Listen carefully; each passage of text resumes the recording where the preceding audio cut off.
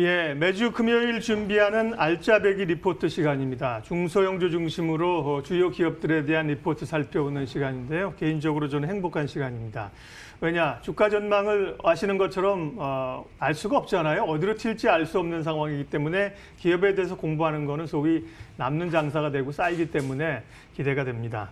독립 리서치 업체 리서치 아름의 최성환 수석연구원 오늘도 오셨습니다. 어서 오세요. 안녕하십니까? 네.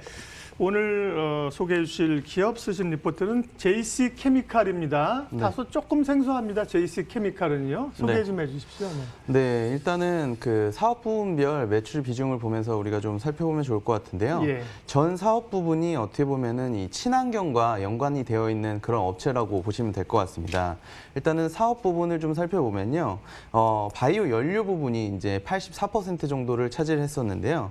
이 바이오 연료 중에서도 이 바이오 디젤 부분이 70% 그리고 바이오 중유 부분이 이제 30%를 차지했습니다. 그리고 인도네시아에 이제 팜 농장을 가지고 있는데요. 그쪽 부분에서 이제 매출액이 한 12% 정도 발생이 됐고요. 그리고 바이오 디젤과 바이오 중유를 생산하면서 나오는 이 부산물이 있는데요.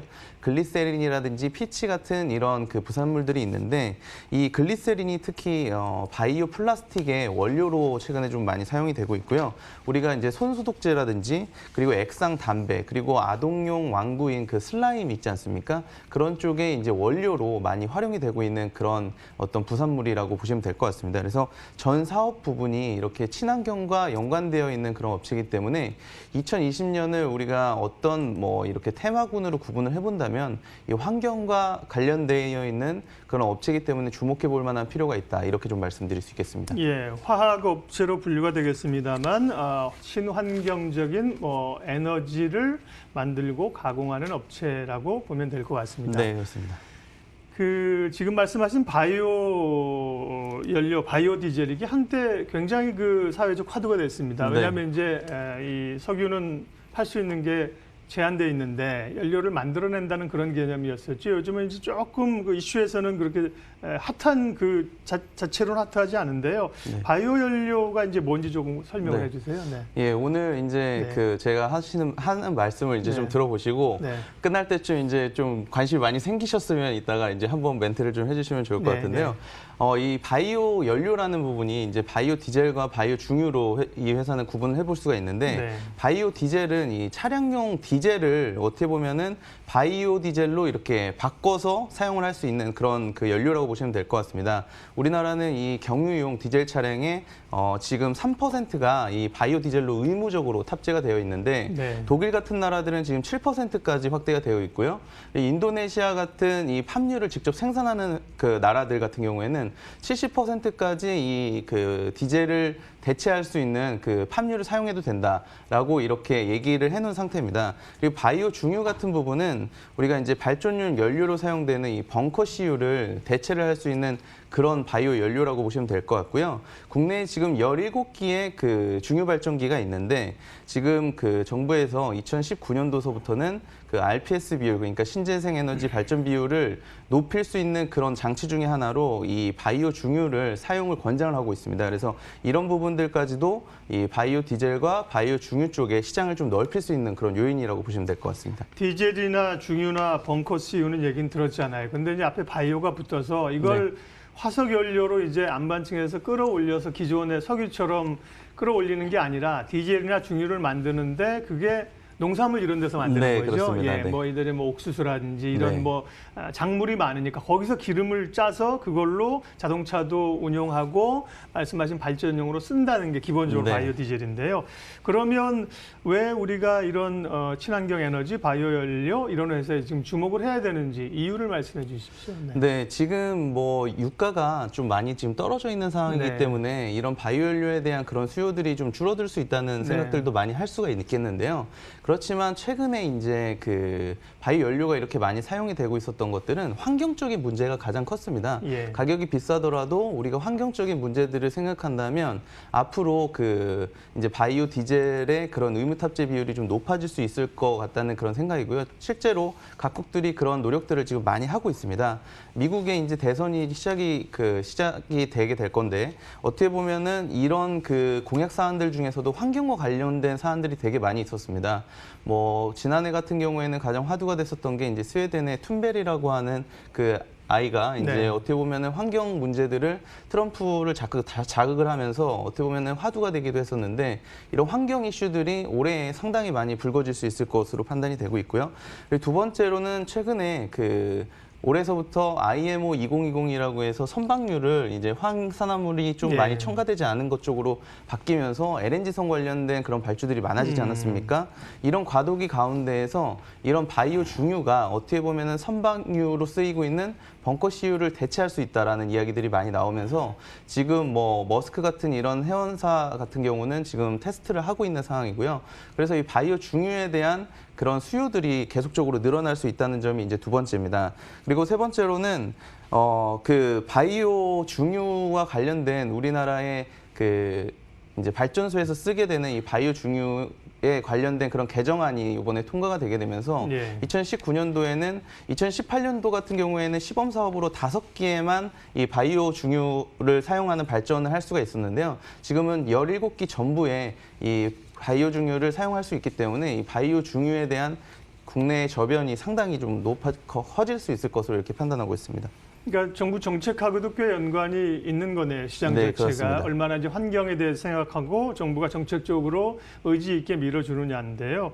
보면 이런 걸 좀 꾸준히 스케줄을 가지고 했으면 좋겠어요. 태양광도 그렇고 이런 게 어느 정도는 우리가 산업이 될 때까지는 한다. 네. 뭐 관심 있을 땐 했다가 또 지나면 잊어버리고 이러니까 태양광도 뭐 보조금 없어지니까 어렵고 그런 건데요. 국내 바이오 디젤 시장 규모는 어떻습니까? 그리고 이 회사가 차지하는 영향력은 어느 정도인가요? 네, 지금 국내 바이오 디젤 시장이 80만 킬로리터 정도 된다고 이렇게 알려져 있거든요. 네. 근데 지금 국내에 사용하고 있는 일일 석유량이 이제 네. 4억 리터 정도가 됩니다. 그러니까 한 1.5% 정도는 이 바이오 디젤이 차지하고 있다 이렇게 이해하시면 될 것 같고요. 네. 국내 이 바이오 디젤 시장이 계속 늘어날 수 있는 그런 요인들이 우리가 지금 2008년도에 이 바이오 디젤의 의무 탑재 비율이라고 해서 1% 정도를 의무적으로 탑재하게끔 이렇게 규정을 지어놨거든요. 그런 부분들이 2019년도에는 1.5%, 2010년도에는 2%까지 늘어났다가 이제부터는 이제 3년마다 이런 거를 상향시키기로 지금 약속이 되어 있습니다. 그래서 2015년도에는 2.5%까지 확대가 됐고요. 2018년도에는 3%까지 확대가 돼 있는 상황입니다. 이제 앞으로는 2021년에 이제 올리게 되게 되는데요. 지금 뭐 문재인 정부에서 환경적인 그런 이슈들을 많이 생각하고 있기 때문에 이 상향폭이 좀 늘어날 수 있다는 점도 고무적인 일이고 지금 2021년도에 이런 의무 탑재 비율을 높이려고 한다면 올해 이제 이런 부분들이 논의가 돼야 되거든요. 그래서 이런 부분들이 이제 하반기 되면 논의가 되고 확정이 된 다음에 내년서부터는 이제 바로 시행이 될 수 있기 때문에 어떻게 보면 올해가 상당히 투자의 적기다 이렇게 좀 말씀드릴 수 있겠습니다. 네. 그러면 이 바이오 디젤을 만들기 위해서 주로 농산물, 곡물 이런 데 추출한다고 했는데 주로 원재료는 뭐가 되는지 궁금하고요. 이제 원재료 가격 변동이 매출 원가에 상당히 다른 산업보다 영향이 클 걸로 생각이 되거든요. 네, 맞습니다. 지금 바이오 디젤과 바이오 중유 같은 경우에는 팜유와 대두유를 많이 사용을 하고 있거든요. 근데 이제 이 팜유는 매일마다 선물 가격으로 고시가 되고 있습니다. 대두유도 네. 마찬가지지만요. 근데 동사가 이 팜유와 관련된 팜나무에서 채취한 기름을 가지고서 사용하는 부분이 많다고 말씀드릴 수 있겠고 네. 지금 그림에서 국제 팜오일 가격이 나오고 있는데 2018년도 같은 경우에는 2018년도까지는 계속적으로 이렇게 상승 추세를 보여왔었습니다. 이렇게 상승 추세를 보여왔었는데 2019년도 같은 경우에는 우리가 이제 미중 간의 무역 분쟁이 이렇게 있으면서 대두유가 상당히 좀 많이 떨어지지 않았습니까? 농산물이 네. 중국에서 안 사주니까 많이 이제 수요가 남아가지고요. 그래서 이런 부분들이 이제 팜유 가격을 떨어뜨리는 요인들로 작용을 했었는데 미중 간의 무역 분쟁이 이제 해소가 되면서 가격이 꾸준하게 오르고 있었던 상황이었습니다. 그런데 이제 또 갑자기 뭐 유가가 이렇게 떨어지게 되면서 이런 부분들과 연동돼서 지금 좀 주가가 팜오일 가격이 이렇게 좀 빠지고 있는 상황이고 그런 부분을 우려해서 이제 주가도 좀 같이 좀 내려오고 있는 상황이라고 보시면 될 것 같습니다. 하지만 우리가 지금 뭐 코로나 이슈들도 서서히 이제 조금씩 그 나아지고 있는 단계에서 어떻게 보면은 석유와 관련된 그런 급락들도 어느 시점서부터는 이제 좀 반등하지 않을까라는 생각을 한다면 지금 주가가 이렇게 좀 빠지고 그런 상황들이 어떻게 보면은 뭐 좀 기회로 작용할 수 있다는 그런 판단을 좀 해볼 수 있을 것 같습니다. 그러니까 대두나 지금 보여주신 팜유 가격은 이제 하락하고 안정적으로 돼야 이 회사 구조들이 좋은 거 아니에요? 네, 맞습니다. 예, 원가가 이제 아무래도 안정적으로 되니까요. 네. 오늘 또 하나 배웠습니다. 이제 바이오 에너지 업체들이 말씀드린 것처럼 뭐 옥수수나 대두는 이제 콩이잖아요. 그런 걸 사서 소위 기름을 짜서 그거를 중유나 뭐 디젤 만드는 줄 알았는데 그냥 오일을 사는군요. 살 때는. 네, 예, 그렇습니다. 대두, 팜유 만들어진 뭐 다른 데서 생산한 오일을 사다가 그걸 이제 바이오 디젤이나 중유로 네, 변환하는 네. 그런 작업을 하는 거군요. 네. 예.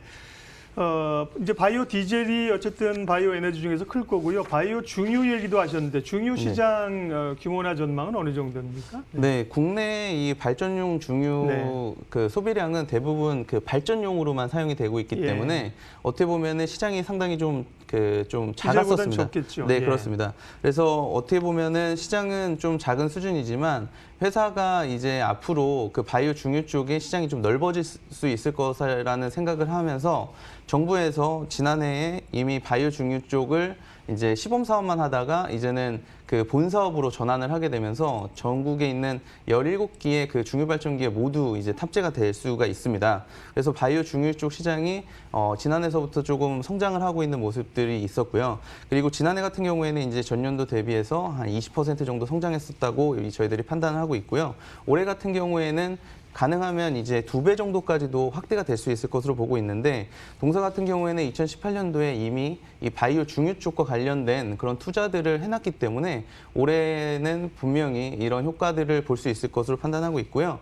우리나라는 아직까지 발전용으로밖에 그 바이오 중유를 사용할 수 없지만 해외에서는 말씀드렸다시피 그 IMO 2020이라든지 이런 선박류에 아니면은 뭐 비행기에도 이런 벙커 CU를 대체할 수 있는 바이오 중유 쪽으로 지금 그 테스트를 하고 있는 상황이기 때문에 국내에서 이런 판매되지 못하는 바이오 중유들이 해외에 분명히 좀 수출될 수 있을 것으로 이렇게 판단하고 있습니다. 예, 그럼 또 혹시 빼먹으면 안 되는 투자 포인트가 있으면 말씀해 주시고요. 실적하고 또 주가까지 남은 부분들 한번 쫙 마지막으로 가겠습니다. 예. 네. 동사가 그 올해 이제 실적 같은 부분도 네. 매출액이나 영업이익이 개선이 많이 될 것으로 이렇게 좀 보고 있고요. 네. 매출액은 저희가 이제 2,200억 원 정도로 예상을 하고 있고 영업이익은 160억 원 정도로 예상을 하고 있는데요. 어떻게 보면은 지난해 대비해서 매출 같은 경우에는 15% 정도 성장하지만 영업이익 같은 경우에는 이제 20% 정도 성장할 수 있을 것으로 이렇게 판단하고 매출액이 있습니다. 2,200억이라 하셨는데 저희 자막에 2,300억이라 수정을 해 주십시오. 뭐가 맞는 네, 건지. 2,200억, 2,200억. 예, 2,200억입니다. 예. 그리고 이런 부분들이 이제 저희가 예상을 하기로는 네. 이제 이런 그 지난 보고서랑 조금 차이를 보이는 게 네. 이제 팜유 가격이 좀 떨어지는 부분들을 그 전에 보고서에서는 이제 예. 예상하지 못해가지고 저희 좀 수정 조정을 네, 좀 네. 필요할 것 같고요.